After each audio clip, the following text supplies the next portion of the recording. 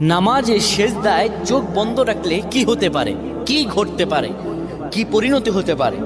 আমরা অনেকেই নামাজের সেজদায় চোখ বন্ধ রাখি। এটি আসলে আমাদের জন্য ভালো না ক্ষতি, এটি আমাদের জানতে হবে। নবী সাল্লাল্লাহু আলাইহি ওয়াসাল্লাম 532 নম্বর হাদিস সহিহ আল বুখারীতে বলেন, শোনো, তোমাদের মধ্যে কেউ যেন সেজদায় তার বাহুদয় যেন কুকুরের মতো না বিছিয়ে দেয়। অর্থাৎ এইভাবে অনেকে আমরা আছি, এইভাবে সেজদা দেই না।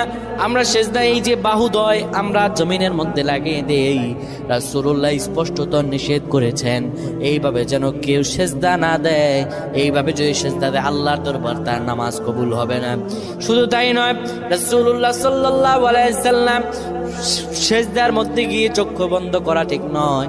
যারা চক্ষু বন্ধ করবে হয়তো মনের ভিতরে কোনো ফাহশা থাকলে সেটা দেখা যেতে পারে, কিংবা চক্ষু যদি বন্ধ করে রাখে তার এখানে কি আছে, সেজদার মধ্যে গিয়ে কি দেখতে পায় না দেখতে পায়